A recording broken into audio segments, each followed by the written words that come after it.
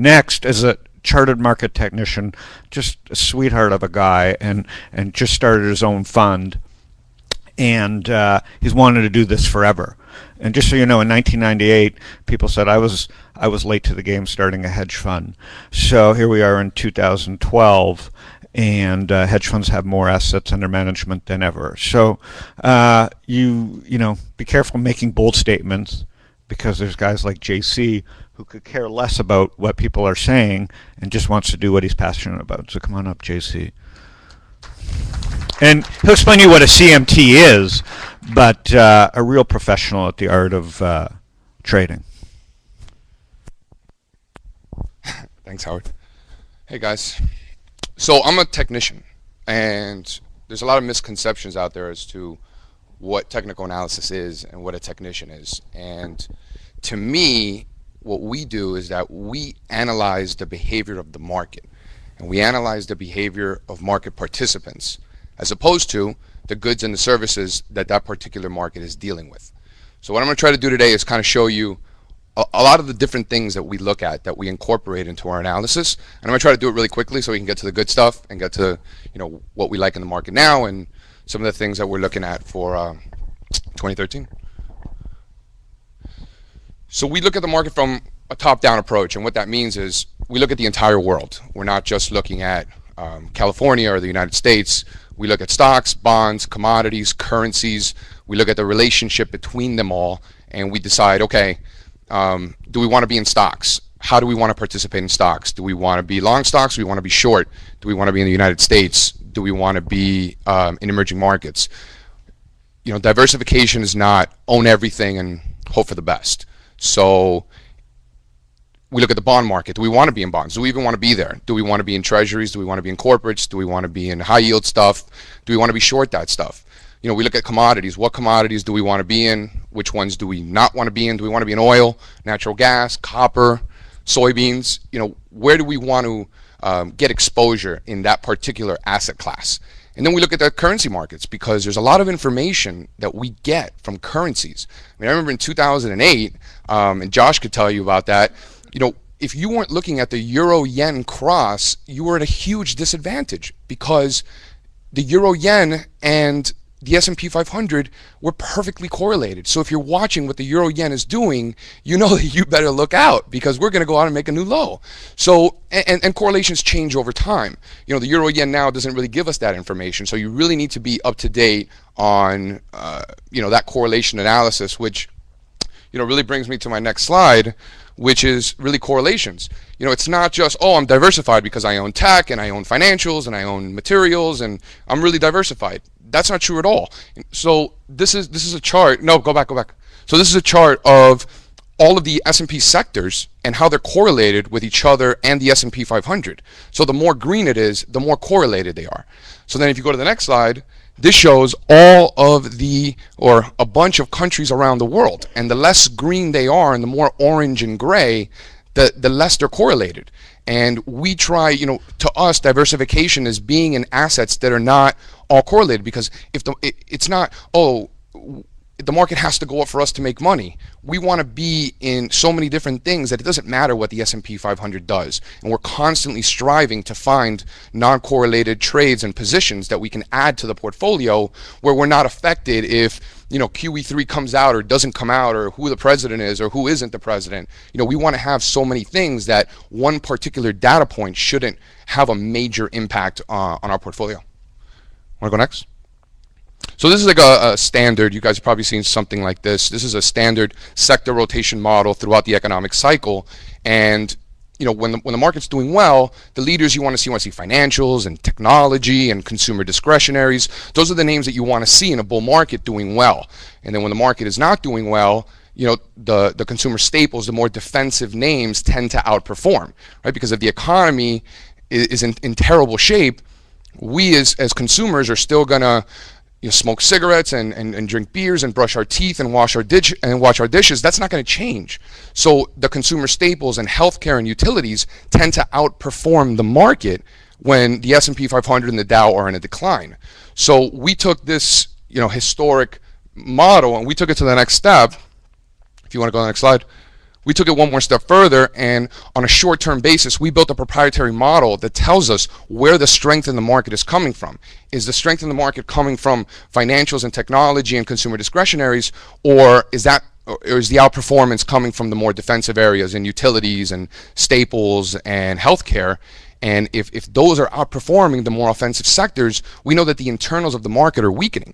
And that's not going to be the headline on the Wall Street Journal, oh, utilities are now outperforming financials. The headline is going to be S&P 500 hits a new 52-week high. But if our model is telling us that, sure, it hit a new 52-week high, but the defensive sectors are the ones that are outperforming, we know that there's a problem. And this is essentially what we built to tell us what the internals of the market are doing. And that's, to us, is something that's very, very important. Want to go next? And then momentum analysis, I think, for us, especially for entry points, I think is a huge advantage. When prices are making new highs, you want to see momentum making new highs as well.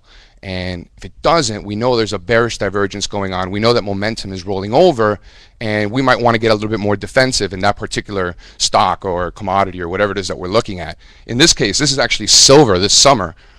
When silver was making new lows, notice how momentum started putting in a higher low when prices were making a lower low. So we knew there was a bullish divergence going on right there. So here you see. So a lot of times, it's not that we have to have a bullish divergence for a stock to go up, but when there is, it really draws our attention. And we built models that flag certain stocks and certain commodities when that's happening. And we have certain parameters that we put in place, so we're not getting too many flags, but I think you guys get the idea. You want to go next? And then seasonality. I think in January, it gets talked about a lot, and the market, I'm talking about the U.S. stock market, tends to behave in certain ways throughout the year. And I think that that's so important to look at because, during the best time of the year is between November and January historically, and then February tends to correct, and then, we have a rally into April, and then you guys have all heard the sell in May and go away. All the big fund managers are out in the Hamptons and doing all that stuff, and the market, the trading floors are a little bit slower. And then after Labor Day, everybody recognizes what the problem is, and a lot of crashes have taken place in the month of October, and it's not a coincidence. There's a reason for that. And then a lot of bear markets have ended somewhere between late October and early November, and then again we start again with the best 3-month period of the year, November through January. But I think the most important thing to take from that is when the market doesn't do what it's supposed to be doing. I think that that's really the information. So in other words, if the market's supposed to be bullish during a specific time of year and it's not, and the market's rolling over, we know that there are larger forces at work that we really need to be careful. And the other way around also, if the market's supposed to be slow in the summer and we have a huge rally, that tells us that there are larger forces at work, and we get a lot of information. So what we do is, we look at, these charts go back to 1929, and they show, the historical patterns of the S&P 500 every single year. We also look at the presidential cycle as well. We have an election this year. The market tends to behave in certain ways on election years and post-election years. And then we also look at the decennial cycles, so the 10-year cycles and the way the market behaves in the second year of every decade. And then we have a composite that puts all three of those seasonal cycles together, and that kind of gives us a kind of like a roadmap as to what we should expect out of the U.S. equities market. And it doesn't always work out perfectly. Nothing does, but it's actually worked out pretty well this year. Want to go next? And then sentiment. I know Bill touched on sentiment earlier. I think from a psychological perspective, we want to look at how the market participants feel and how they're positioned, right? So this chart comes from the American Association of Individual Investors, which polls retail investors and asks them, okay, are you bullish over the next 6 months? Are you bearish? Or are you neutral? And when the psychology behind it is, if everyone is bullish and everybody thinks that the market is going up, there comes a point where anybody who feels that way has already acted upon that. And there comes a point where there aren't any buyers left, and the market can only go in one direction, and it declines. Same thing to the downside. If everyone's bearish, everyone's pessimistic, everybody knows for a fact that the market's going to crash, there comes a point where anybody who thinks that has already sold. And therefore, there comes a point where there aren't any sellers left, and that's when the market rips. So this is a great chart where it shows the extreme pessimism in the market over the last 25 years, and sure enough, all of these were tremendous buying opportunities for U.S. equities. 2009, 2002, obviously, the crash of 87, great buying opportunities. Next. And then risk management. I know Brian just touched on that. That's really the most important thing. That's why we do what we do, is to be able to get all of these clues to best manage risk. It's all about not losing money. Anybody can buy a stock that goes up. It's what you do when that stock that you buy doesn't do what you think it's going to do. And that's what separates the men from the boys, right? So this is a chart of the S&P 500 going back 10 years. Look at the difference in the performance just by avoiding those 3 drawdown periods that are highlighted, that are shaded. You're tremendously outperforming the market if you're able to manage risk, and I think that this chart shows that. Next.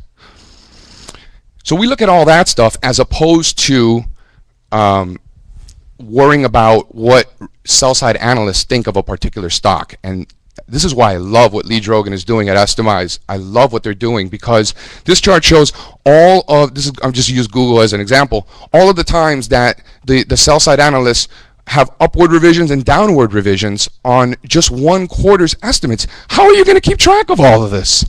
I mean, they're changing their minds every day. So to make investment decisions on people that are changing their minds constantly, to us, just doesn't make any sense at all. Next.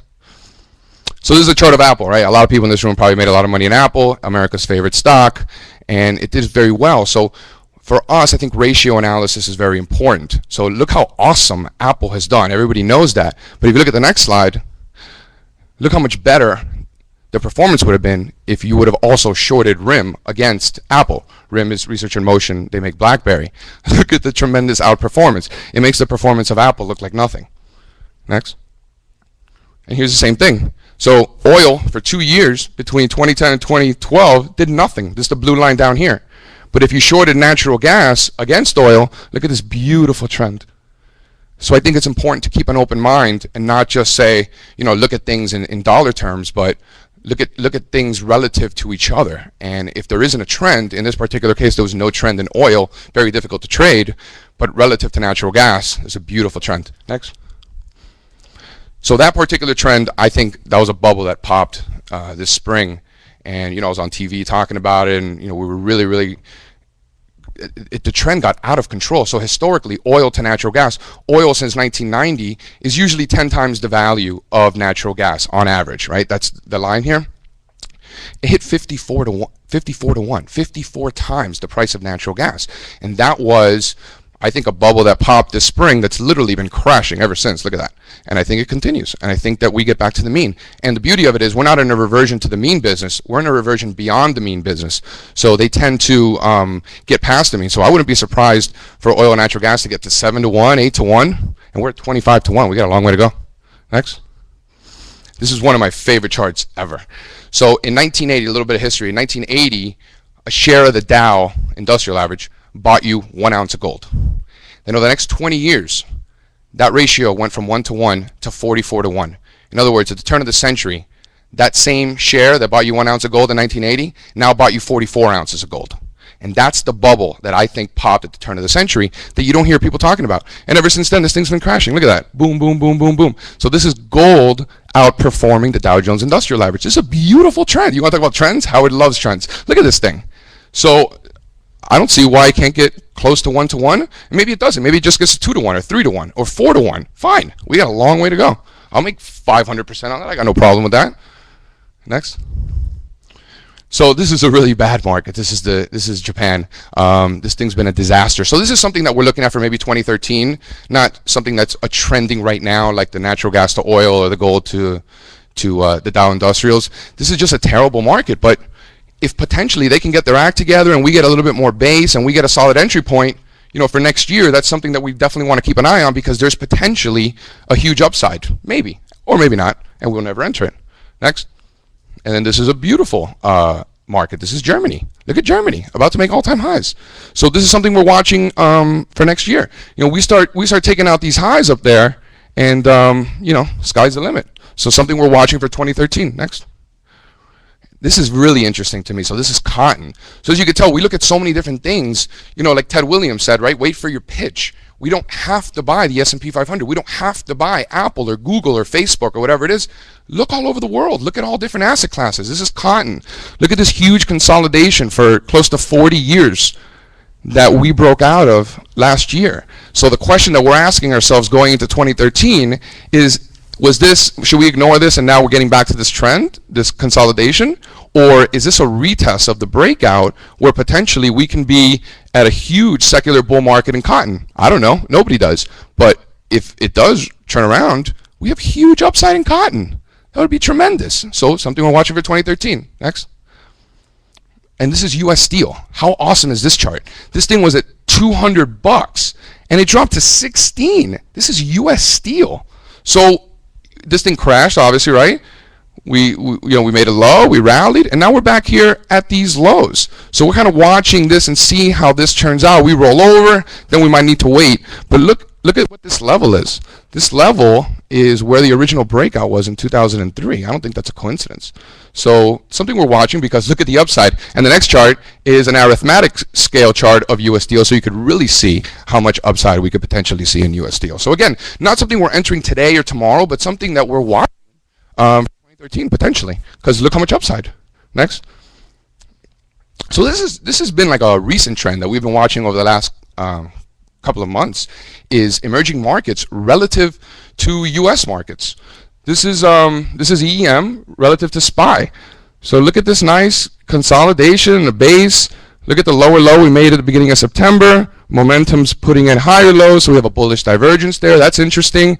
And now we're in the process of breaking out of this base. So we're not in it, but this is really, really interesting. And if emerging markets start outperforming the S&P 500, and this is a new trend, we got a tremendous amount of upside. So look at the next chart. This is China. This is China versus the U.S. over the last couple of months. I don't know anybody who says anything good about China. It's like, China, is it going to be a good recovery, or I don't know what. It's always bad news. So when you hear that pessimism out there, that kind of draws my attention. And look at this outperformance over the last couple of months. So that's interesting. And then the last chart is Brazil. So this is Brazil versus the United States, and just like the emerging markets, right? Brazil is one of the emerging markets. So this is a nice potential consolidation, right? Look at the lower lows in price, and look at the higher lows in momentum. So there's definitely potential here, and we start breaking out above these highs and start making higher lows and higher highs, right, Brian? There's a tremendous amount of upside. So these are the things that we're watching for next year, that we could potentially get involved with, that have, if it does happen, tremendous upside. Next. So here's the disclosures for everybody, and that's.